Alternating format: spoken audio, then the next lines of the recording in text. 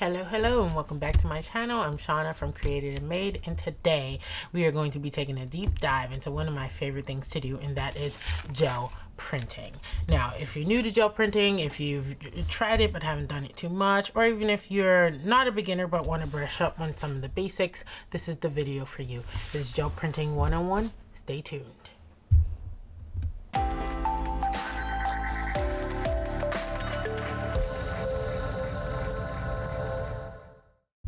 So before we jump into making, let's talk about what gel printing is. I mean, these are gel prints, but what is gel printing? I mean, it's also called mono printing, which means one print. You're basically making one-of-a-kind art prints by applying some sort of paint or medium to a gel-based plate and then pulling it off with paper or some other substrate to create these one-of-a-kind artistic creations. Now, why do this? Why not just get a canvas and a paintbrush? But the answer for you may be different, but for me, I really don't have a talent for a canvas and paintbrush because I'm not a fine artist. I'm not that great at drawing or painting or anything like that. And I like to express myself creatively, and the gel plate gives me a very versatile way to do that with very few rules. Like there are no rules here. It doesn't have to look like anything in particular. It doesn't, at the end, it doesn't have to resemble something from real life. It is just applying paint and pulling it off and making it look like whatever it is that you want it to look like. So there's a certain artistic license and artistic freedom with gel printing that I really love. So that's what it is, and that's why I do it. So let's look at some of the supplies you might need to get started. Okay, so first things first with gel printing, you want to have a gel plate. Now, there are two major commercially available brands out there on the market, and that is this one, which is Gel Press, and there's also Jelly Plates, or Jelly Arts is the name of the company. Now, all of my plates are from Gel Press, simply because that's the first brand that I bought and tend to stick with what you know. But Jelly Arts and Gel Press are both comparable, very, highly respected brands, and you can't go wrong with either one of them. Now, as you can see, there's several different sizes I have here. This is 6x6, 5x7, 3x5, 8x10, and this is an 8-inch circle. Now, this is the oldest plate that I have, and you can tell because it's a wholly different color from everything else. That is staining from alcohol inks mostly. Now, this is what the plates look like when they're brand new. This one I have never used. It is clean and clear and perfect, and it'll never look like this again. So when you get your gel plate, it will look more like this than this. This is dingy and grungy and dirty, but still perfectly usable. Now, these are some of the sizes. There's also this big one, which is a 12x12, and there's this even bigger one, which is I haven't used yet. It's a 12x14. Now, this is the biggest size that I have, but the biggest size on the market, I believe, is by Jelly Arts, and it is a 16x20-inch plate. Now, you can go big, or you can also go small. Gel Press has some miniature plates available that look like these. They come in sets of 3, so this is 3 different sets, and they come in these cute sizes and shapes, and you can use them more like stamps as opposed to plates. But I believe there are other sets available. I'd have to check it out. However, you can go as small as these 3x3, I think this one is, or even smaller, such as that. In addition to the commercial plates out there, you can also go the DIY route. Now, I'm going to link up top to 2 videos that I have on my channel where I show you guys how to make your own gel plates. Now, the bigger ones have texture on one side and are smooth on the back. And I mean, you don't have to do the texture. You can leave the texture off and they would be smooth on both sides like the commercial plates are. And then there are these miniature plates that I made using cookie cutters. So you don't have to jump out there and buy the commercial brands. You can make your own.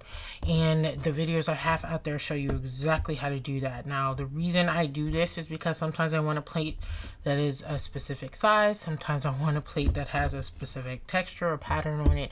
Sometimes I want a specific design, like these crosses, hearts, birds, cookie cutters come in so many different designs that is very versatile to make your own, and it's super easy. And I mean, these plates are at least 6 months old, maybe older than that, and they show no wear and tear. They are preserved very well. They keep very well. So this is a very viable option if you want to get into gel printing, but you don't want to go out there and buy a bunch of commercial plates just yet. Okay, so now that we've looked at the plates, let's look at some of the mediums that you can use on the plates. Now, this is where the gel plate really shines. There's so many different things you can use on the plate. It makes it very, very versatile art tool. So the go-to for most gel printers is acrylic paint. Reason being, it's widely available. It's affordable. It comes in a zillion different colors. It dries quickly. It rolls out on the plate really easily. So acrylic paint is the go-to. Now, you can use any kind of acrylic. It doesn't have to be super expensive or a certain brand. I have so many different brands and they all work very well. Now, this is probably one end of the spectrum. This is the cheapy end of the spectrum. It is craft paint from Walmart, and I believe I paid 50 cents for this bottle, and it works just fine. I have a whole bunch of Apple Barrel because they come in 500 different colors.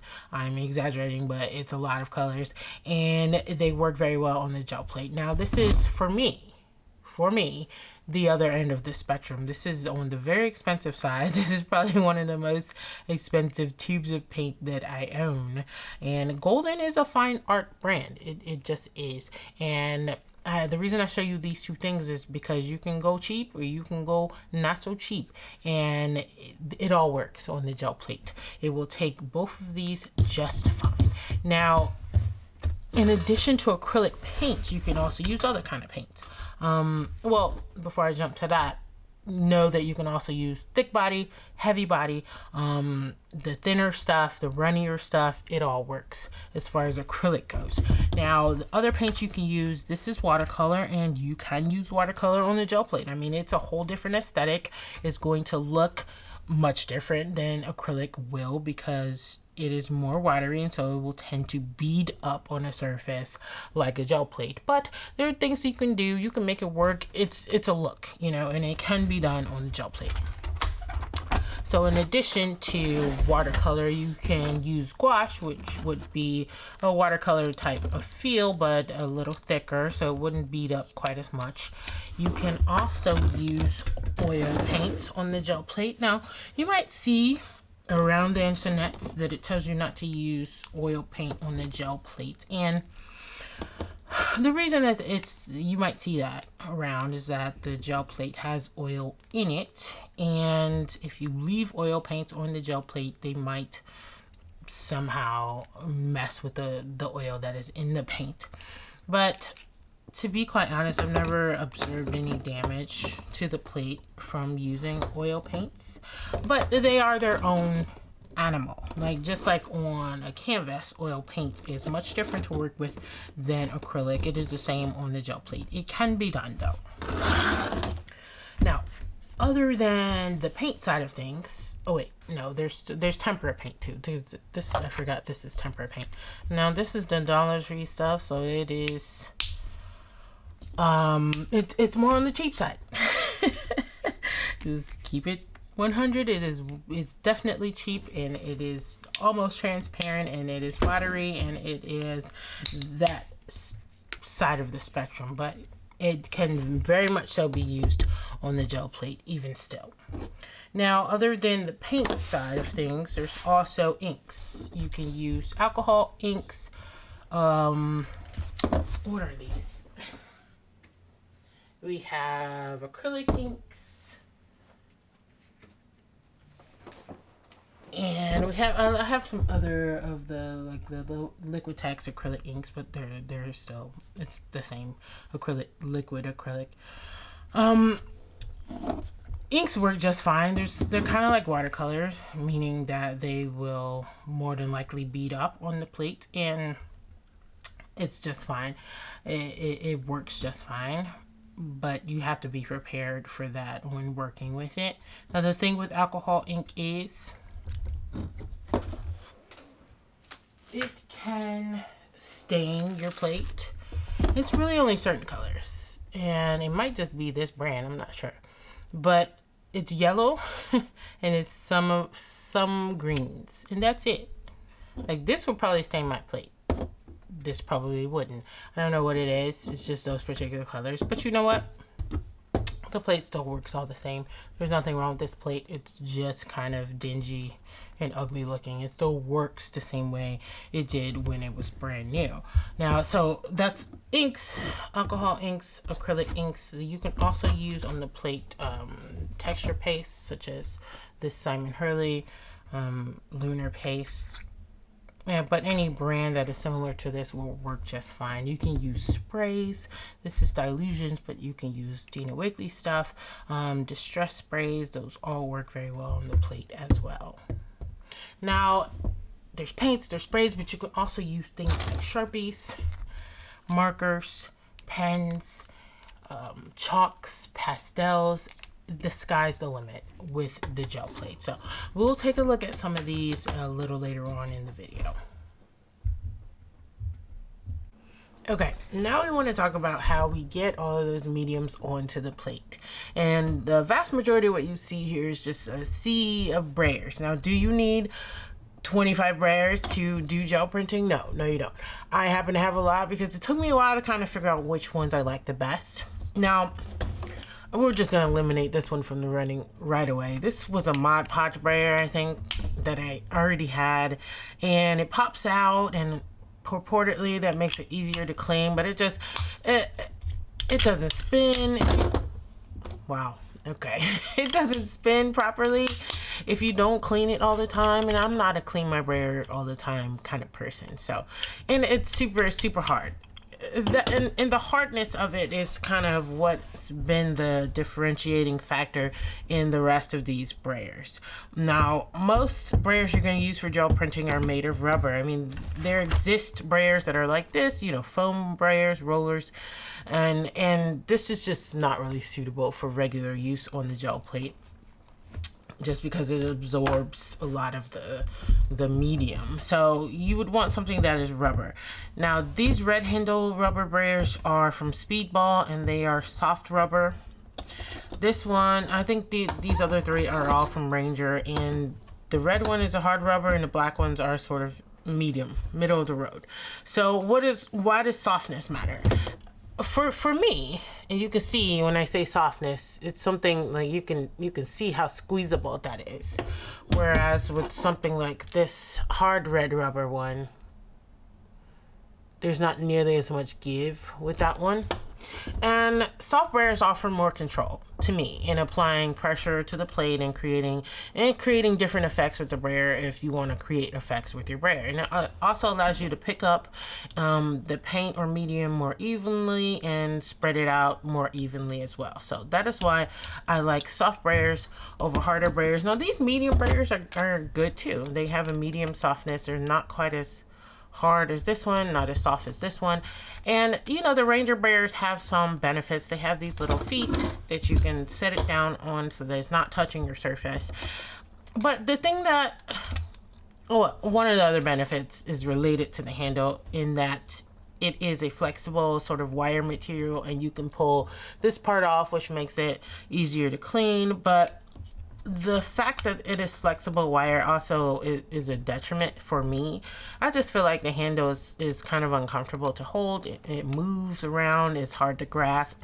I like the heft of the Speedball handles a lot more, even though I will reach for the Rangers every now and again. They're perfectly usable, perfectly good Brayers. So that's the Brayers. You can also apply mediums to the gel plate using other things, more, you know, typical paint appliers like paint brushes or palette knives. Like with something like the lunar paste, you might want to use a palette knife to spread it out. But once you get it on there, you can still roll it out evenly with a brayer. the next thing we want to talk about is papers or other substrates that you can use with the gel plate. Now this is where the gel plate really shines, because you can use almost any paper and many different substrates on the plate. Like this is a just plain little tote bag, and it can be decorated using the gel plate. Now, in many types of fabrics can be used on the plate. You just have to watch the kind of paint that you're using on the fabric. Obviously, you want the paint to be fabric compatible, but you can definitely pull it off using the gel plate. Now, what I have here is a bunch of different kind of papers, and all of these would be appropriate for gel plate usage. I mean, I have chalk paper. These are cardstock tags. Onion skin, which is sort of a translucent tissue papery kind of paper. Music pages. I don't have any here, but book pages are also great. This is handmade paper, graph paper, cardstock, even other collage papers or scrapbook papers that already have some sort of design or pattern on them can be printed on top of just use this as the initial layer of the gel print. Craft paper, other colored papers, blacks, you know, any color that you might have in cardstock or scrapbook paper can be used on the gel plate. Now, I don't have everything available here that you could use, but anything that you could apply paint to, you could use on the gel plate. Newsprint, tracing paper, tissue paper, crepe paper, you can use it all. It's all usable on the gel plate. The one paper you might want to steer clear of using on your gel plate, however, is glossy photo paper. Now, I've done it before, and if there's a lot of paint on the plate and the paper will not really come in contact with the gel surface because of all the paint, then I've been able to pull prints before. But it's not a risk I would take on any regular basis, because it's just not worth it. If the paper comes into contact with your plate, it will kind of fuse to the plate, and it's very hard to pull it off. And I've had that happen before too, and I left a chunky hole in one of my plates, and it has pitting to this day that it's permanent damage to the plate. So any look that you might get from using glossy photo paper, to me, is not worth the risk of damage to your plate. Now, I've seen it said in other places on the internet that you shouldn't use glossy surfaces at all on the gel plate, and I have not found that to be true. I have glossy cardstock and glossy sort of text weight paper that I use all the time. In fact, they're one of my favorite surfaces on the gel plate, and I've not had any problems with damaging the plate like I've had with glossy photo paper. So you want to steer clear of the glossy photo paper. I'm not sure about matte photo paper. That's something that would need to be tested. I have not tested that theory, but glossy photo paper for sure is a no-go for the gel plate. The next thing you're going to want to grab to do some gel printing are any number of items that you can find that make cool pattern or texture on the gel plate. Now, I did a video about 26 different things you can find at the Dollar Tree to make pattern and texture on your plate, and I'll link that up top if you want to check that out. But these are some examples. These were not in the video, but different examples were. But these are some things you can also find at the Dollar Tree that can be used. This is a sink mat, and you would end up with this particular pattern if you were to use this. And then this is a self-adhesive wall tile that if you press it into the plate, you will end up with this sort of rock pattern here. Now, when I first started gel printing, one of the most common things I used to make pattern and texture was bubble wrap and these mesh bags that you'll usually find in housing fruit, I believe, fruit bags. So you can also use paper that has a texture. This is corrugated paper. Linen paper has a texture that will transfer onto the plate. Stencils are great on the gel plate. I use them all the time. You can also use stamps. These are some handmade foam stamps that I carved out and cut out, and these are some handmade lino stamps that I also carved. So this is just a small example of the kind of things you can use to make pattern on the plate. You can also use things like cotton swabs or palette knives for mark making on the gel plate. Okay, so let's go ahead and do some prints and see how all of this works. Now I have here some 5.5 by 7.5 inch paper. It is 100-pound text weight paper and it has a glossy finish. Now copy paper is 20-pound text weight. This is 100-pound text weight, so it's quite a bit thicker than copy paper, but it's not cardstock. It's one of my favorite papers to print on. And I have here my 5 by 7-inch gel plate. Underneath that I have a piece of this paper and it is taped down so that when I want to register, when I want to print and I want to make sure that the print is in the same place on the page, I have this sort of paper back here to help me center the print. Now I have taped that down because if you don't tape it down, the plate will just slide all over and I don't like that. I also have my brayer and I have an old catalog here that I got in the mail, and I use this to put additional, you know, all the extra paint that you pull off the plate, I roll it, you know, into the catalog. Now I'll use this as an art journal, or I'll pull the pages out and use them as collage, so this paint is definitely not going to waste. So let's go ahead and get started. I'm going to start with a solid background color, and I am going to use this pale pink. Get some of that paint on the plate. Get your brayer and you want to roll it out. Now there is no real right or wrong way to do this. Some things that you do will end up with a more even application of paint, and sometimes, like now, your brayer will have things stuck to it, and you can roll that out and you can see that on the plate. You know, that doesn't really matter to me, but if you're looking for an even application, the best way that I found is to roll and lift. Roll and lift, roll and lift. That way the brayer is getting a full revolution. If you're just doing this, the brayer is not rolling, it's just moving back and forth. So to get a really even application, you roll, lift the brayer, and roll some more. Now this extra paint, you can roll it off onto this sheet here, and sometimes I might even have an extra plate here, and I will just be doing dual prints, but not today. So you want to get your paper. I line it up with the sheet that's underneath as best as I can, and place it down and begin to rub. Now the purpose of this rubbing is just to make sure that the paper is in really even contact with the plate. Make sure that there's no bubbles in there, or that the edges are sticking up. You just want to make sure that you have a good contact between the paper and the plate. Now you don't have to push too hard to do that. You'll get a feel for it. But if doing that rubbing, you don't like to do that with your hands, there's this tool called a Brayers that you can use as well to make sure you're getting a nice good contact with that plate. So once you've done that for a little bit, you don't want to leave it on too long because it might dry and get stuck and rip. So once you feel like it's got a good connection to the plate, you can go ahead and pull it off. Now this is just a solid background that we're going to layer over the top of.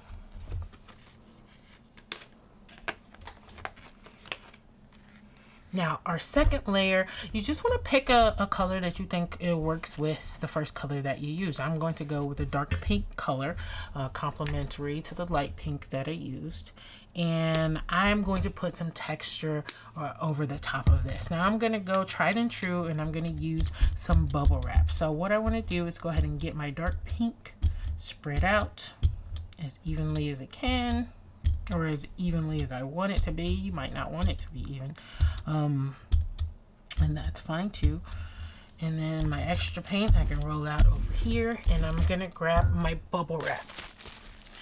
And you want to take the bubble side, place it down,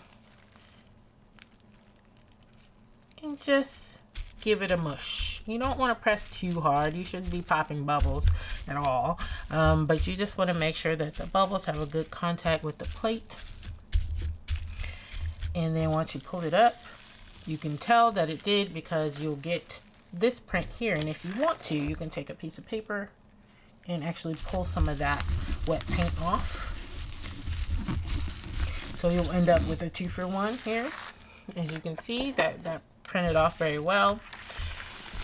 And what I'm going to do now is I'm going to take another sheet of blank paper, and I'm going to rip out sort of a rough semicircle.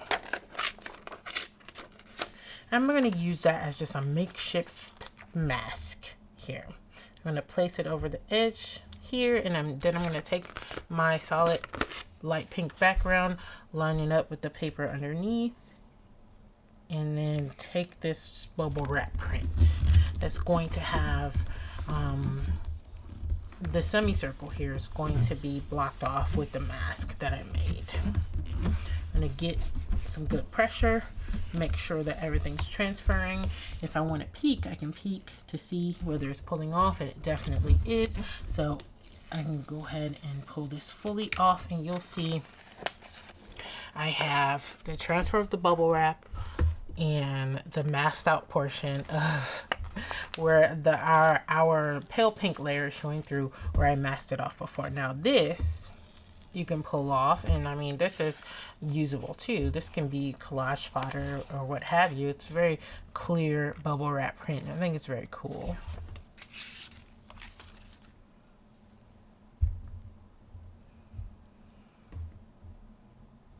So now, before we move on with a third layer on here, I think I'm going to go ahead and pull off the remaining pink that is still on the plate. I don't know if you can see it, but there's still a good bit of paint here on the plate. So I'm going to take some white, and I'm going to show you guys how to pull paint after it has dried. I've been pulling paint while it was wet this whole time, but after it has dried, which is what this remaining bubble wrap pattern has done, after it's dried, you need to put some wet paint on top to pull that off. So I added some titanium white, and I'm just going to roll it out. Now it's really important when you're pulling a print that you don't use too much paint. Otherwise, when you put this paper on top, all you're going to get is a full page of whatever color you're using. So it would be a full page of white if there was too much paint.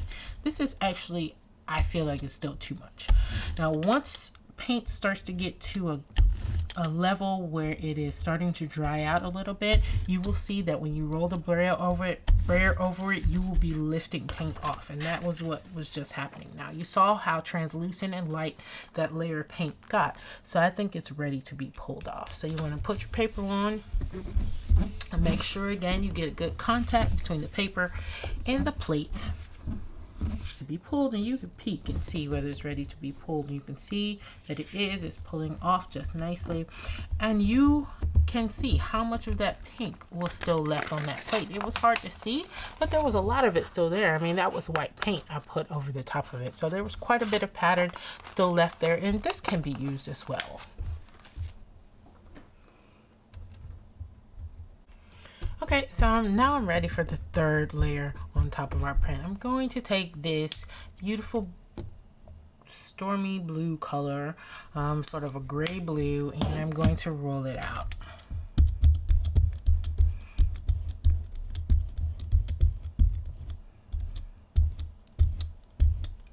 Now, here's another good point for you. If you can see through, if it starts to look translucent, you might not have enough paint on the plate. Like if it's translucent in one place and not in another, you might need a little bit more so that it has even application.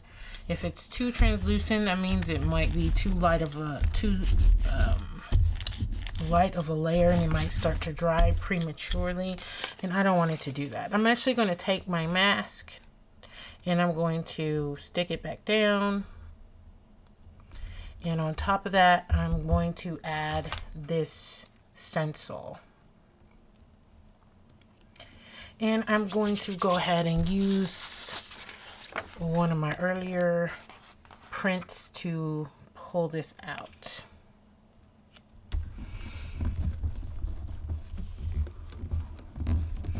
Now, because it's a stencil, you want to make sure you rub really well in the empty spaces so that you can pull out everything that you're trying to pull out. And I think we should be good to go.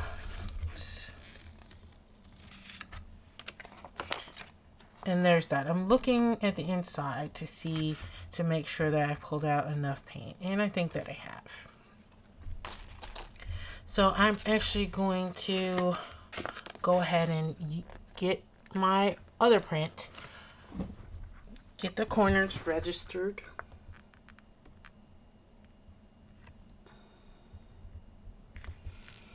And pull this off.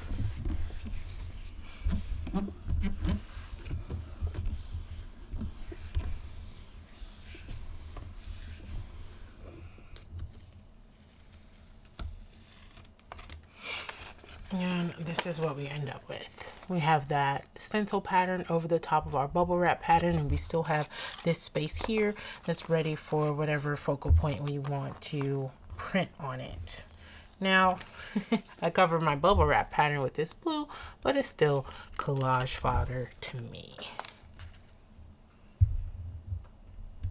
Okay, so now I'm going to go ahead and take a fourth color that coordinates, and for me it's going to be this really rich Payne's gray color. It's one of my favorite colors, and I'm going to go ahead and get that rolled out. Before I do that, I just want to point out something that you shouldn't do that I just did, which is leave your brayer laying face down on your paper. Now what just happened is I ripped my paper, and I have little shards of paper on my brayer, which I don't love.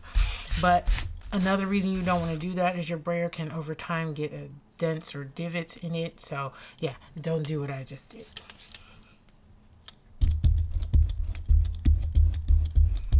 Now this Payne's Gray is a heavy body acrylic, so it is a little thick, and it might take a little bit more to get the kind of coverage I want, which is I don't want it to start drying too quickly. I think that's good. Ugh, I love this color. And what I'm going to do now is just I'm going to take this print that we made of the wet paint on the bubble wrap, and I'm going to use it to pull off my focal piece. Now this is just a sticker. Where's the pack? The sticker, they look like this from the Dollar Tree. I'm just going to take this one and I'm going to turn it upside down, get it lined up where I want it to be, and use it to mask off this area of paint. Now I'm going to take this piece that we pulled, and I'm going to use it to pull off the extra paint, except for where we've masked off our focal piece.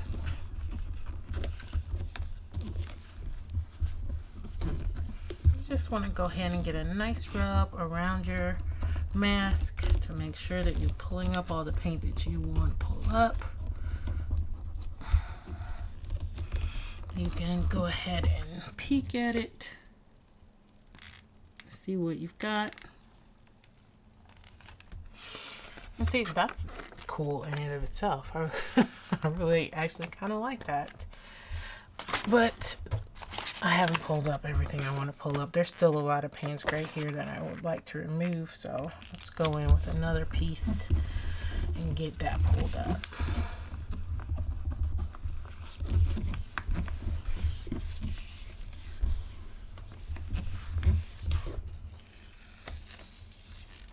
And we have another little feather. So let's get this pulled up as well.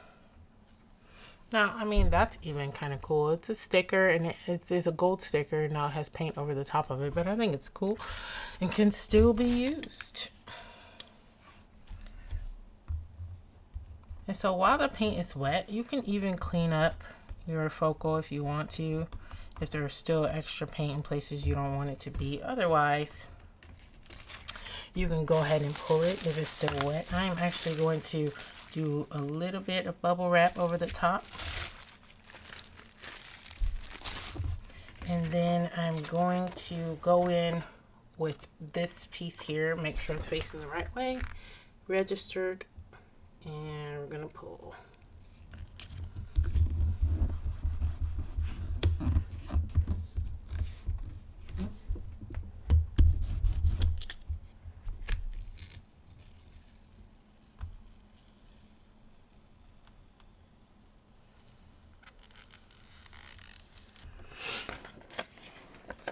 there we have it. A very cool feather focal piece in the middle of our gel printed art piece.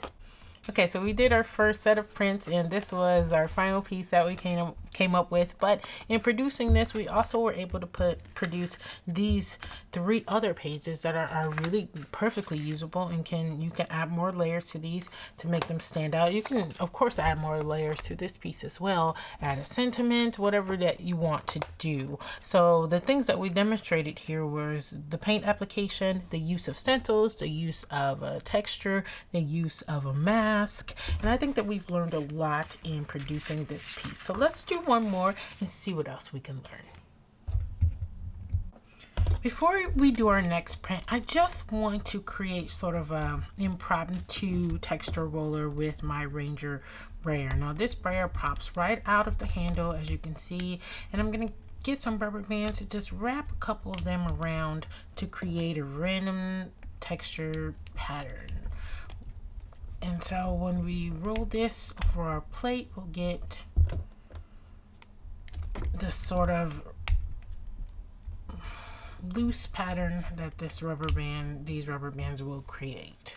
So now I put those on there. I'm gonna pop this back into the handle and get started with the paint. Now I want to roll out sort of an ombre pattern using some pink. So I'm going to start with my lightest pink, which I think this will be the lightest. And then we'll go in with a medium pink and finally a darker pink. Now when you're trying to set up an ombre, you want to get a blend. I'm going to go in with a smaller brayer, and I'm just going to roll out my lighter color here. And when I'm ready to switch to the next color, I just want to roll some of that out, some of the lighter color out, not all of it, because we do want to get a blend before I go into the next color. Now I'm going to roll that out and roll some of it off, and then go in to the last color.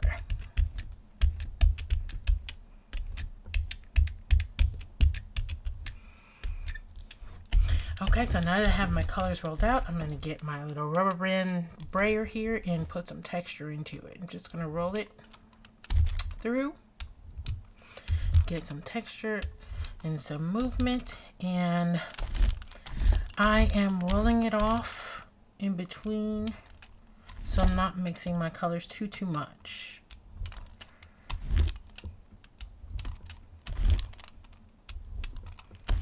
Okay, so let's get this pulled.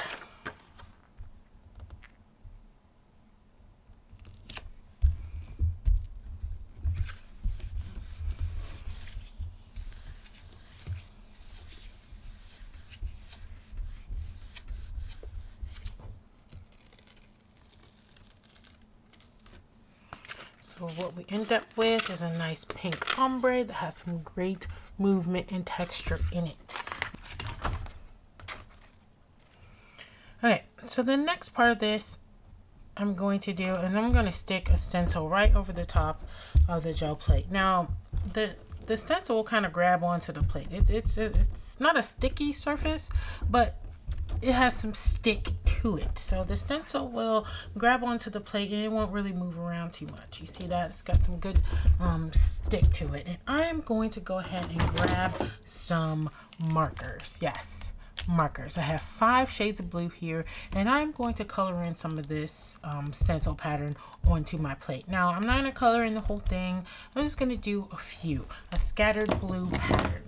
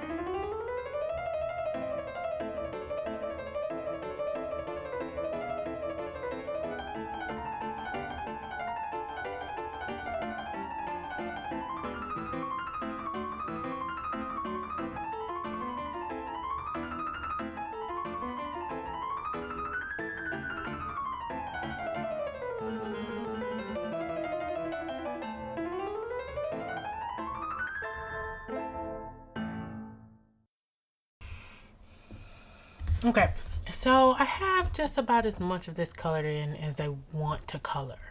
Now these markers that I am using are alcohol-based markers. They're just like, you know, like Sharpies. They're alcohol-based and they will pull off just fine from the plate. So let's pick up our stencil and take a look at our pattern. Put the stencil aside, make sure everything is dry. Alcohol markers dry very, very fast. So I'm assuming that everything here is really dry.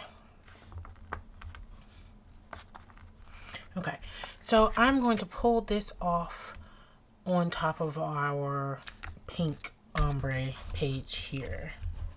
I'm going to do that using some white acrylic paint.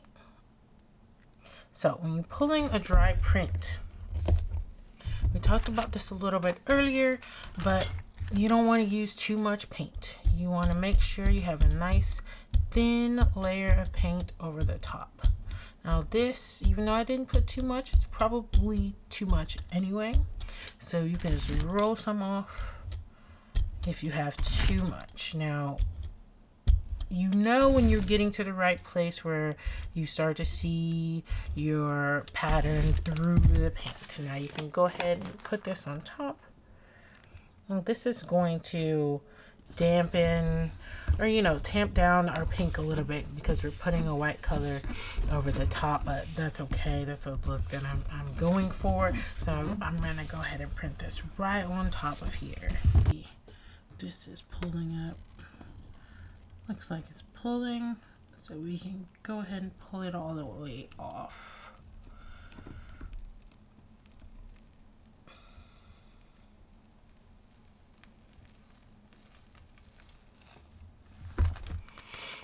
Okay, check that out. I think that is really beautiful. I mean, this is a look that I don't know that you can get any other way. If you look, you can see it has a sort of watercolor effect in places.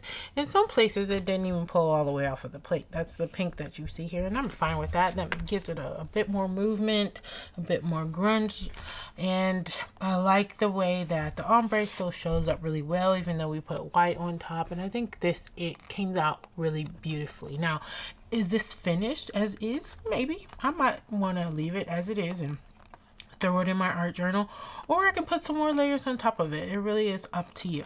And so I just want to show you guys that technique of putting that alcohol ink on the plate and pulling it off. Now you can see that there's still more here, and we'll be able to get that off easily. I can just do another layer and get me a ghost print, or a quick and easy way to clean alcohol ink or markers off of the gel plate is with hand sanitizer, but we'll talk about that in a bit. Let me go ahead and get this clean off and I will be right back. Okay, so before we go, let's talk cleanup and storage for your gel plate. Now, to be quite honest, I don't actually clean my gel plates off too often. Now, unless there's some drastically terrible color on there and I don't want it transferring to anything else, I will just leave it like this and pick up and go the next time I want to use it. But if you are adamant about cleaning this thing off, that's fine. The easiest way to do that is, there are a number of ways. You can do a clean pull, like I can put some paint on top of this and pull off what's on here. That may or may not pull everything. I've had good luck doing that way though. Another way is, if it's not quite dry yet, you can just go ahead and spray some water and lift it off that way. But for paint that has dried, using water may not work. So the thing that I use the most is hand sanitizer or isopropyl alcohol, and this is my own kind of homemade stuff. It's just aloe vera gel, well, what used to be gel, and isopropyl alcohol. I say used to be gel because it has turned into a liquid somehow. but it's just it's 91%, I think, isopropyl alcohol and aloe vera gel, and it will really cover a multitude of sins as far as cleaning goes. It will get most paints or alcohol inks or Sharpies or markers and stuff like that. Most of that will come right off the plate. Now, I mean, when I use the word clean to describe this plate, I'm using that word very loosely because I showed you guys a new one before, but this is 5x7. This is a brand new 5x7, and you can see, I mean, you can see the difference here. This is almost like glass, whereas this looks kind of a hot mess. Now, will this ever look like this? It won't. It won't ever look like this again, and I'm okay with that. And if you want to play with your gel plate, if you want to play with different materials, different mediums, inks and markers and stuff, you have to be willing to let it get stained like this, because otherwise, I mean, you're going to be treating it like it's too precious. It works perfectly fine. It just doesn't look great, you know.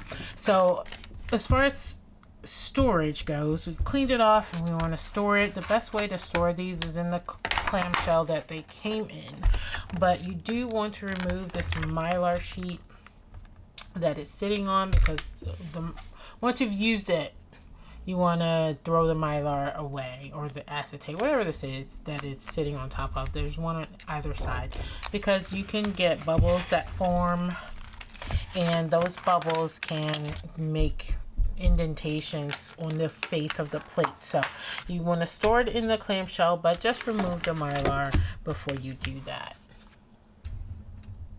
So that was gel printing 101, and I hope you guys found it helpful. Now, I must admit that when I do gel printing, I normally end up with a much larger stack of prints, and that begs the question of what then do you do with all of the prints? And I must admit as well that is an ongoing issue. I mean, if you're not conscious about using them, you can really start to stockpile the gel prints. And so what can you do with it? I mean, you can do with them what you would do with any other decorative paper. You know, you can rip it up, cut it up, use it for memory keeping, use it in your planner, stick it in your art journal and layer on top of it. You can rip it up and use it as collage, or you can make it into embellishments, add some word stickers and do pre-made embellishments that you can use in other projects later. You can use it as card backgrounds. I mean, anything that you would do with a piece of commercially produced collage paper or scrapbook paper, you can also do with your own gel prints. And the best thing about that is you made it, it's yours, and you can choose the color scheme, you can choose the design, the pattern, you can choose it all yourself. I mean, you can even take your gel prints and scan them and make them into digital prints, and then use them in other capacities. Use them, you can sell them, you can make digital papers with them, you can use it in a digital scrapbook. The sky's the limit. So I hope that you guys, if you're not into gel printing, that I piqued your interest a little bit, and if you are, I hope you found some techniques that you might like to use in your own prints. So if you liked the video, please go ahead and leave a like, and don't forget to hit that subscribe button. I hope to see you guys next time, and have a creative day. Bye bye.